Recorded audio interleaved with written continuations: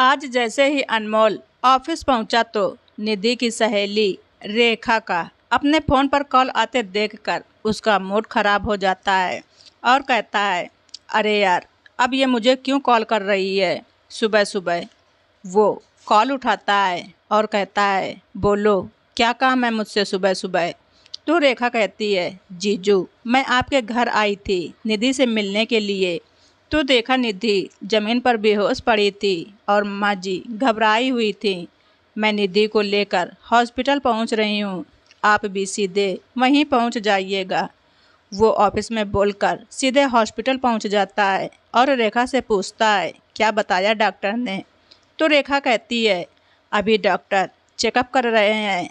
तभी डॉक्टर बाहर आते हैं और कहते हैं, एक्सरे और कुछ टेस्ट होंगे इनके, फिर पता चलेगा।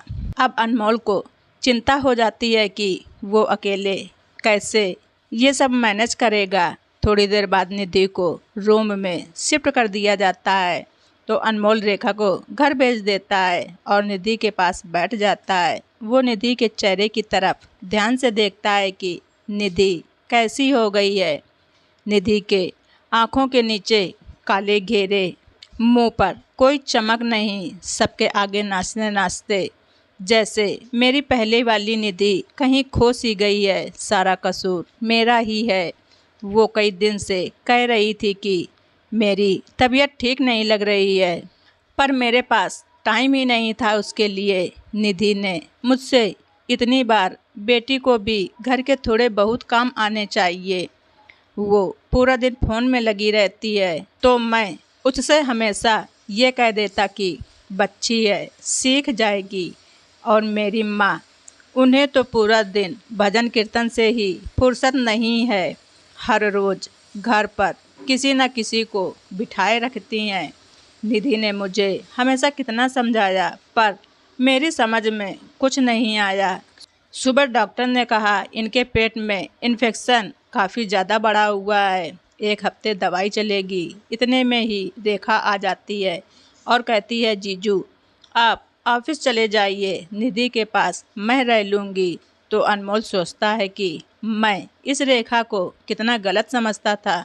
अनमोल घर आकर देखता है कि बेटी फ़ोन पर लगी है, बेटा गेम खेल रहा है और माँ झूले पर बैठकर आराम कर रही है। घर पर किसी ने कुछ नहीं बनाया, बाजार से खाना मंगवा कर खा लिया। बच्चों के कपड़े, किताबें सब घर में इधर उधर फैले हुए थे, सारा घर गंदा पड़ा था।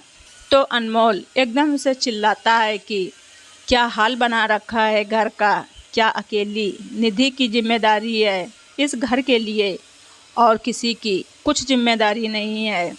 फिर वो अपनी माँ से कहता है, माँ आप इस घर की बड़ी हैं, अब से अपनी पोती को खाना आप बनाना सिखाएंगी। तो बेटी कहती है, पर पापा मैं कैसे। तो अनमोल कहता है, क्यों, जब खाना खाना सीख लिया तो अब खाना बनाना भी सीख लो। फिर अनमोल अपने बेटे से कहता है, और तुम 11वीं कक्षा में पढ़ रहे हो, छोटे नहीं हो। बाजार से सामान लाने की जिम्मेदारी तुम्हारी है। हॉस्पिटल से डिस्चार्ज मिलने के बाद तुम्हारी माँ को आराम की ज़रूरत है। खबरदार जो कोई काम खराब किया।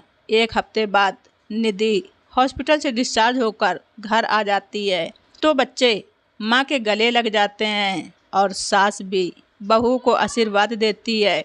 निधि घर को व्यवस्थित देखकर हैरान हो जाती है तो अनमोल कहता है, ये घर सबका है तो जिम्मेदारी भी सबकी है, बस तुम अपना ध्यान रखो।